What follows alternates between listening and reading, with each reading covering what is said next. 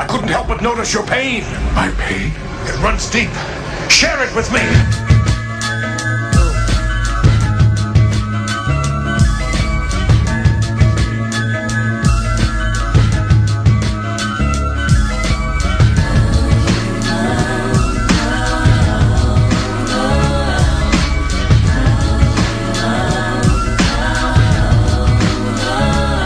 They'll never take me alive, I'm getting high with my 4-5. What's good, man? It's your boy Flex and Twine, you know what I'm saying? Good day, good day. Happy mother effing hump day. I know it ain't Throwback Thursday. I should have saved this for tomorrow, but we'll do some other shit. This is gonna be my throwback post. Growing up in the hood, good times. And we was at me and my dude, Ray Gambrell, shout out to my homie I work with. We was at the job talking about all the old school dope games we used to play in the hood. So let's go to one. The hood version, I guess the game is called hide and seek. But if you're from the hood and you use slang, you pronounce it hango seek. You know what I mean? Hango seek. Hango seek was actually one game, but it was broke up into 3. You had Hango Seek, hide and go seek to all my other people of different ethnicities. Hango Seek, 1. Ice in the Glass was the same game. It just was a little more remix, you know what I'm saying? Instead of counting the 1 backwards or counting to 10 and then everybody run and you got to find them before they touch the base or the goose, whatever you want to call it. But then you did ice in the glass, Kool-Aid, ice in it. So while you saying that, you got to listen. Like what the motherfucker saying Kool-Aid that they running south, east, west. I know that they going to be hiding that laundromat. I'm going to get them. Then you had when it was late and it was females involved, then you had hide and get it. Hango get it. Get what I'm saying? So that was actually when, if you find the girl, you get to, maybe take a little tap on some nipples or get a kiss or something, squeeze the ass, whatever. So, Hango Seek was definitely dope. I was one of the dudes where they made the rule no goose sticking, because a motherfucker be on this side of the tree counting, and I'll be right here. As soon as he be like, 9, 10, here I come, ready or not, I'm already on it. Like, got my goose. Like, so they made up the rule on Wade Park and Huff. No goose sticking because Twine is on some bullshit. Sorry, y'all, I'm the reason. Ice in the Glass, same thing, you know what I'm saying? I don't recall what happened when you touched the goose. Was it Kool-Aid? I don't fucking remember. But Hango Get It. I remember we were playing on Wade Park, and it was this little tight chick, Juanisha, you know what I'm saying? We was feeling each other, whatever. And, I let it be known. She was counting, and I'm like, ain't nobody gonna find me up there by Gerard and Deshaun's house, you know what I'm saying? So I'm hiding, ducked off, waiting for her to come, give me the kiss. And then this one chick found me. I ain't gonna say her name, but she was a big girl. You know what I mean? Ain't too much poke for one folk for me. But she like, I got Twine. Nope, I quit. That ain't who I was waiting for. So that was just one game. Let's see. Any Bounce. Any Bounce was basically like a hood version of baseball, to the point where either you had a bat, a wiffle ball bat, or you could just use any mop stick you can find and a tennis ball. And you know what I'm saying? It was some, shout out to my boy Roy from Huff. He dead now. Maceo and them little brother. He was like the next Kenny Lofton from the hood, man. You know what I'm saying? And when we play Any Bounce on Huff, man, he used to send that boy from the bricks to Amesbury, man. So shout out that boy Roy, you know what I mean? And Any Bounce was a good game. You had your bases like baseball, but you just got to hit the tennis ball as far as you can. I mean, some people used to get some wind on them babies. Let's go with, now I don't, like I have to put it in 2 segments. Now, I think the game was called Down a Man, but in the hood we pronounced it Donald Man. So basically, one person get the football here, everybody in the back waiting, and then you throw it behind you, and whoever catch the ball, everybody chase him and try to tackle him. And if he get to the touchdown at the other end of the field, he basically got it. So then he got to try to run to the other side. You know what I'm saying? I only seen one dude make both sides back, and that was my dude Shotty.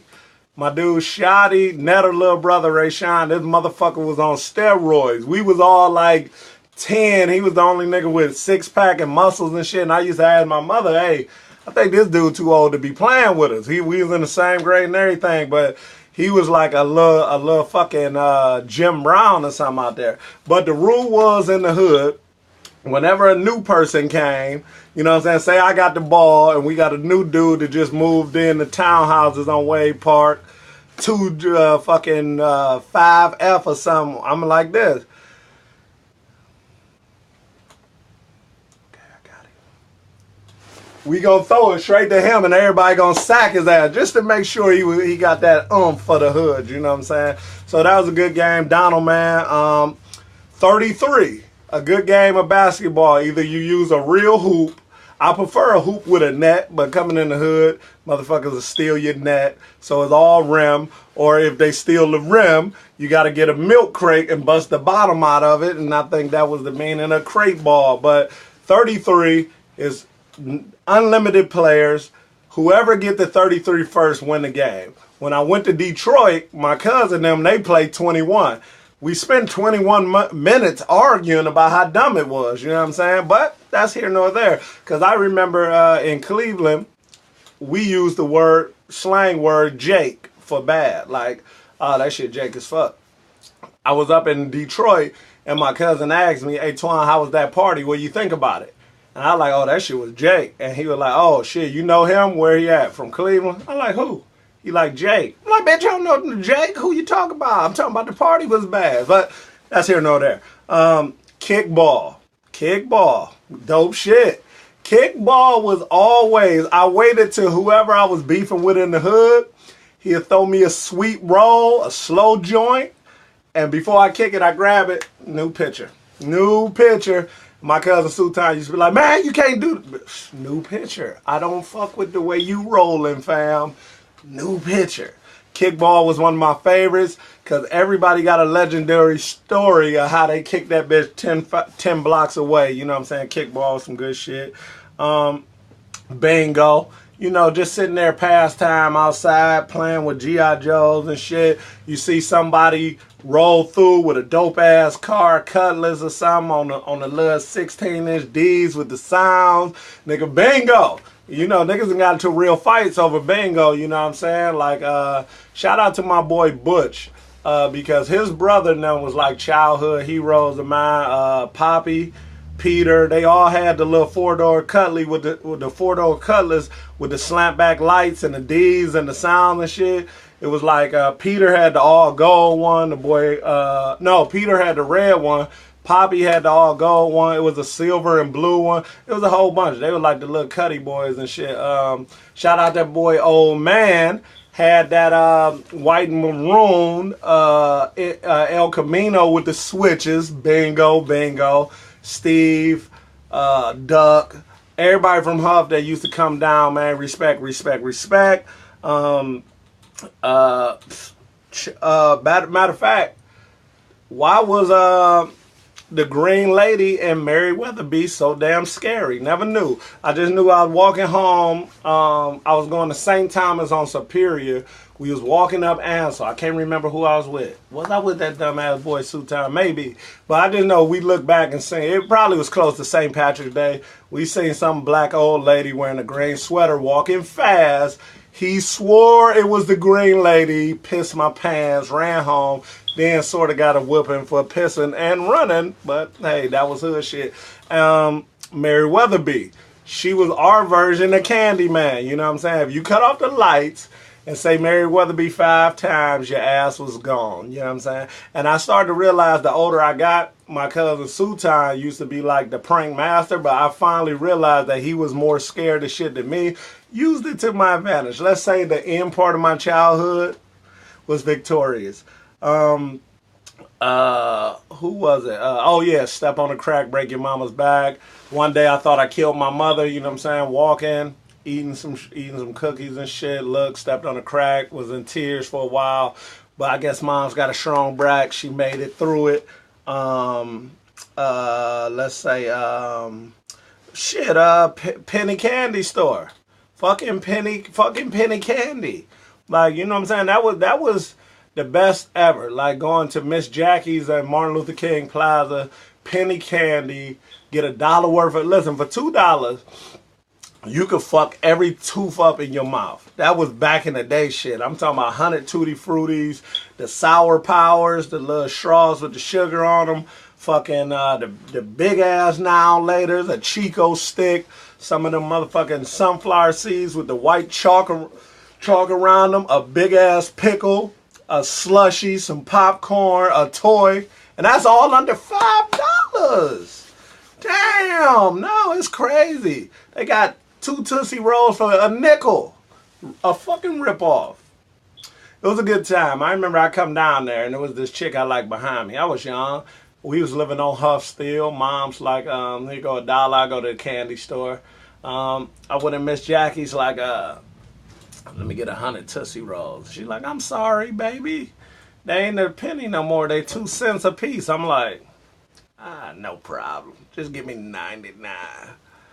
Girl behind me dying laughing. Didn't get the joke until I was walking home. Like, shit. But didn't have a calculator on me. I was young. Fuck you. It was good growing up in the hood, man. You know what I'm saying? Motherfucker hit you with the strings and no strings. I remember my mother, we was going downtown and shit. She was about to buy me some Converse and she was about to buy me the tennis hat. We was wearing the tennis hats upside down with your name on it. So I had the black and white Converse with the tennis joint. So I remember I was looking in her purse. She told me to grab something for her. We was on the bus. No, we was on the bus going down there. So I seen like a candy bar from the future and shit. It was called X-Lax 2000 and shit. So mauled that bitch. So we coming back. I got the chucks. I got the hat. I'm about to break them off. It's summertime. Wade Park. You about to feel your boy. I'm original Yellows nigga. You know what I'm saying? I was the only nigga from 2 sides. 93rd and Huff and the Yellow. So I fight with Big D and run the Huff. Get into a fight with my nigga Ant and them up on Huff and then go to Wade Park and shit. I was on some bullshit. But about to break them off. We on the bus coming back. And I feel like where that bowling alley is, right there on the corner of, what's that, 4th Street, 6th Street, 4th Street. And I remember my stomach doing some shit by Woolworth. And I'm like, oh, shit. I ain't want to say nothing, though. So my mother looked in her purse like, you ate this whole fucking thing? I'm like, yeah, that candy bar is delicious. She's like, boy, that ain't a candy bar. That's a laxative. It's like when you backed up. I done ate the whole brick, man. We had to jump off that bitch, run downstairs in Wendy's and shit. Boy, I dropped the load, man. I almost killed my pants. But, you know, that's just my reminiscing, man. Good shit, man. Tell me yours. Drop them comments. Like. It's your boy Flexing Twine. Follow me on Instagram, IG. What the fuck is I'm saying? Instagram is IG. Instagram, Facebook, Twitter. Hit that drink page. Hit that website. It's your boy trying to bring y'all the dopest content I can every day. You already know we'll do something special tomorrow. Probably talk about how those Super Soaker water guns changed the water fighting game. It's your boy the Flexer. Holla at me.